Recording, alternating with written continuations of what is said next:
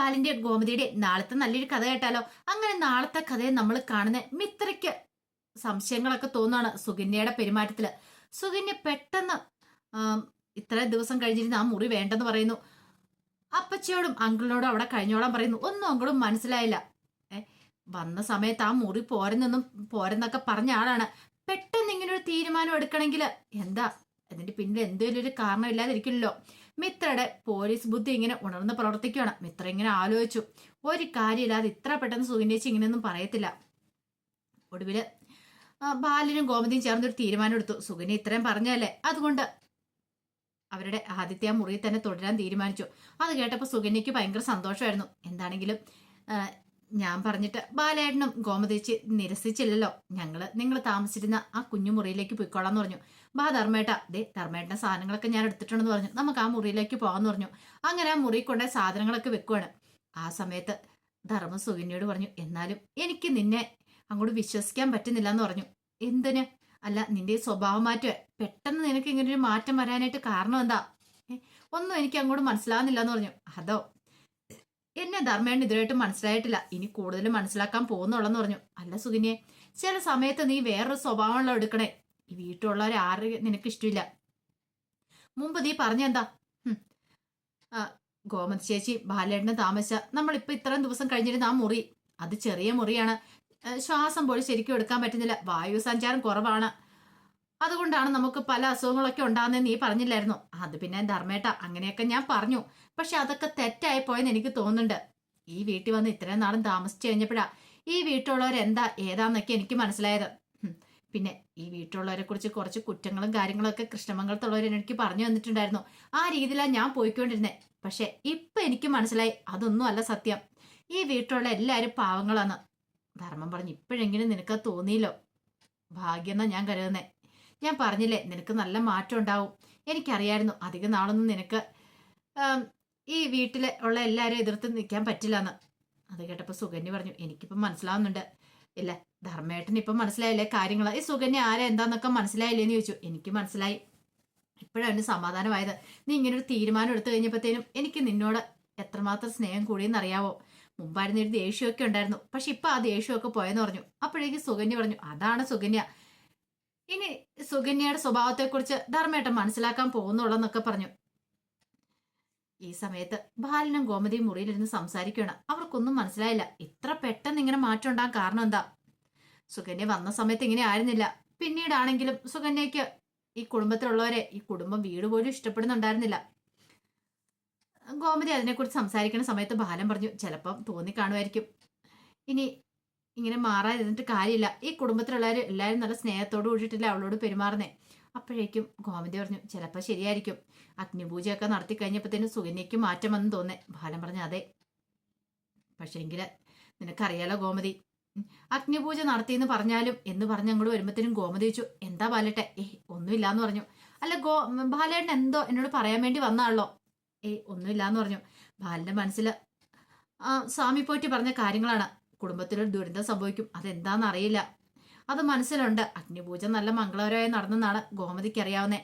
പക്ഷേ എങ്കിൽ ഇനി വരാൻ പോകുന്ന ആ വിപത്തിനെ കുറിച്ച് ഗോമതിക്ക് അറിയില്ല. അതറിഞ്ഞിട്ടുണ്ടെങ്കിൽ ഗോമതി ടെൻഷൻ അടിക്കും. തൽക്കാലത്തേക്ക് അത് പറയാനായിട്ട് ബാലിന് നിവൃത്തി ഉണ്ടായിരുന്നില്ല.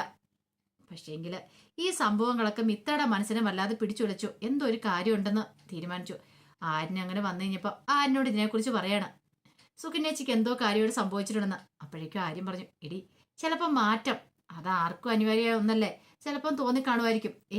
അങ്ങനെയൊന്നും പെട്ടെന്ന് മാറുന്ന ആളല്ല സുകന്യേച്ചി. അത് ഒറ്റ ദിവസം കൊണ്ട് ഇങ്ങനെ മാറ്റം ഉണ്ടാവാനായിട്ട് എന്താ? ഇതിനകത്ത് എന്തോ ഒരു കാര്യമുണ്ട്, സുകന്യേച്ചിക്ക് ലാഭമുള്ള എന്തോ ഒരു കാര്യമുണ്ട്, അതുകൊണ്ടാണ് ഈ മാറ്റം എന്ന് പറഞ്ഞു. അപ്പോഴേക്കും ആര്യം പറഞ്ഞു, എനിക്ക് അങ്ങനെയൊന്നും തോന്നില്ല എന്ന് പറഞ്ഞു. ആരിന് തോന്നിയില്ലെങ്കിലും എനിക്ക് തോന്നുന്നുണ്ട്. ആര്യം പറഞ്ഞു, ഇപ്പോഴേ നിന്റെ പോലീസ് ബുദ്ധി ഉണർന്ന് പ്രവർത്തിക്കാൻ തുടങ്ങിയോ? ഇപ്പൊ നീ പോലീസുകാരെ പോലെയാണല്ലോ ചിന്തിക്കുന്നത്, എന്തോ ഒരു സംശയദൃഷ്ടിയോടെ കൂടിയാണല്ലോ കാണുന്നേ. ആര്യ, ഞാൻ പറഞ്ഞാൽ എന്തെങ്കിലും തെറ്റുണ്ടെന്ന് ആരും തന്നെ ഒന്ന് ചിന്തിച്ചു നോക്കിയേ. നമുക്ക് മാറ്റം ഉണ്ടാകും, അത് പടിപടിയായിട്ടായിരിക്കും. പെട്ടെന്നൊരു ദിവസം ഒരു സുപ്രഭാതത്തിൽ അയാളും കൂടെ മാറുമോ? ഇല്ല. അല്ലെങ്കിൽ അങ്ങനെ എന്തെങ്കിലും വലുതായിട്ടൊരു കാരണം ഉണ്ടായിരിക്കണം. ഇതങ്ങനെയൊന്നും ഉണ്ടായിട്ടില്ല. ഒരു പക്ഷേങ്കിൽ ഇവിടെയുള്ള എല്ലാവരെയും കയ്യിലെടുക്കാനാണ് സുകന്യേച്ചിയുടെ ശ്രമം എന്ന് എനിക്ക് സംശയമുണ്ടെന്ന് പറഞ്ഞു. അപ്പോഴേക്കും ആര്യം പറഞ്ഞു, അങ്ങനെ ശ്രമിച്ചിട്ട് കയ്യിലെടുത്തിട്ട് എന്താവാനാ, എന്ത് നേട്ടം ഉണ്ടാവണമെന്ന് ചോദിച്ചു. അതാ എനിക്കറിയില്ലാത്തേ. ആ കുഞ്ഞു മുറിയിലേക്ക് സുകന്യേച്ചി പോയി താമസിക്കാനായിട്ട് തീരുമാനിച്ച പോലും എന്നെ സംശയം ഉണ്ടാക്കുന്നുണ്ടെന്ന് പറഞ്ഞു. ആര്യം പറഞ്ഞു തൽക്കാലത്തേക്ക് ഇങ്ങനെ പോട്ടെ, ഇതിനെക്കുറിച്ചൊന്നും ഓർത്തിട്ട് നീ ടെൻഷൻ അടിക്കേണ്ടെന്ന് പറഞ്ഞു. ആ സമയത്ത് ശ്രീകല ദേവിയെ വിളിക്കണം. ശ്രീദേവിയെ വിളിച്ചിട്ട് ചോദിച്ചു, മോളെ നിനക്ക് സുഖമാണോന്ന് ചോദിച്ചു. അത് കേട്ട് കഴിഞ്ഞപ്പോൾ ദേവി പറഞ്ഞു, തൽക്കാലത്തേക്ക് ഇപ്പൊ സുഖമാ, അച്ഛനും അമ്മ ഇങ്ങ് വരാത്തോണ്ട് എനിക്ക് ഇത്തിരി സമാധാനം ഉണ്ടെന്ന് പറഞ്ഞു. അത് കേട്ടതും ശ്രീകല പറഞ്ഞു, മോളെ നീ ഇങ്ങനൊന്നും പറയരുത്, ഒന്നുമല്ലേലും നിന്റെ അമ്മയല്ല ഞാൻ, എനിക്ക് നിന്നെ കാണാനൊക്കെ കൊതിയുണ്ടെന്ന് പറഞ്ഞു. നല്ല കഥയായി, ഇങ്ങോട്ടേക്കാനും വന്നിട്ടുണ്ടെങ്കിൽ ആനന്ദേണ്ട കാര്യം അറിയാലോ, ആനന്ദേണ്ട പിന്നെ എന്താ ചെയ്യുന്നതെന്ന് പറയാൻ പോലും പറ്റില്ല എന്ന് പറഞ്ഞു.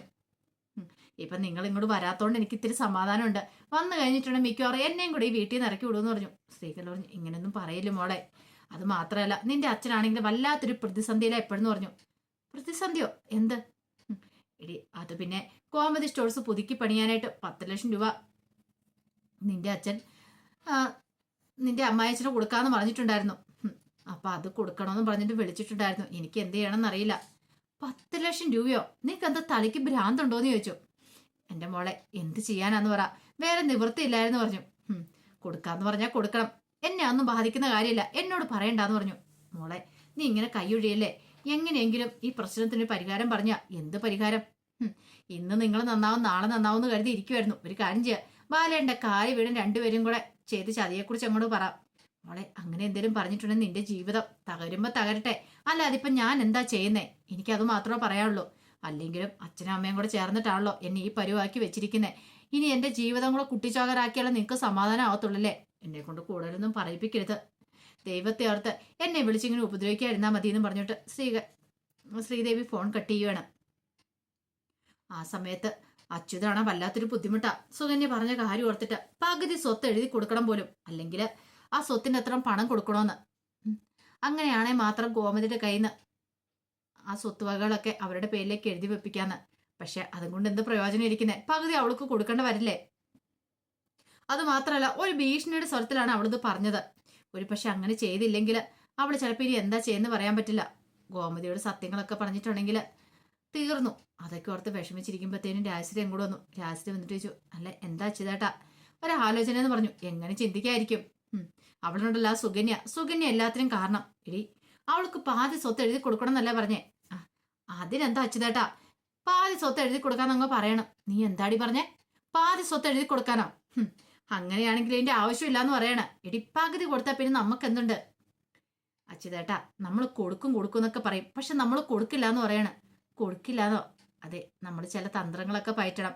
ഒരു കാരണവശാലും നമ്മൾ സ്വത്തുക്കളൊന്നും കൊടുക്കത്തില്ല, പക്ഷെ സുകന്യനെ നമ്മൾ പറ്റിക്കണം, കൊടുക്കാം എന്നൊക്കെ പറഞ്ഞുകൊണ്ട് എങ്ങനെയെങ്കിലും ഗോമതിയുടെ കയ്യിൽ നിന്ന് അത് നമ്മുടെ പേരിലേക്ക് എഴുതി വാങ്ങിപ്പിക്കണം. പിന്നെ കൊടുത്താൽ എന്താ, കൊടുത്തില്ലെങ്കിൽ എന്ത്, നമ്മുടെ പേർക്കായി കഴിഞ്ഞാൽ പിന്നെ നമുക്ക് പേടിക്കേണ്ട കാര്യമില്ല.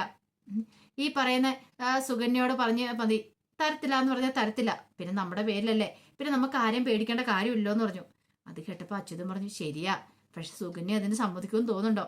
നമുക്ക് സമ്മതിപ്പിക്കാം, ഞാനല്ലേ പറയണേ, അതിന് ചില വിദ്യകളൊക്കെ എനിക്ക് അറിയാന്ന് പറഞ്ഞു. എന്ത്? അതെ, അവളെക്കുറിച്ചുള്ള കാര്യങ്ങളൊക്കെ എനിക്കറിയാം. ഒരു പക്ഷേങ്കിൽ ഈ കാര്യം അവൾ നമ്മളെ പറഞ്ഞ് ഭീഷണിപ്പെടുത്തുവാണെങ്കിൽ ആ കാര്യങ്ങൾ നമുക്കും പറയാം.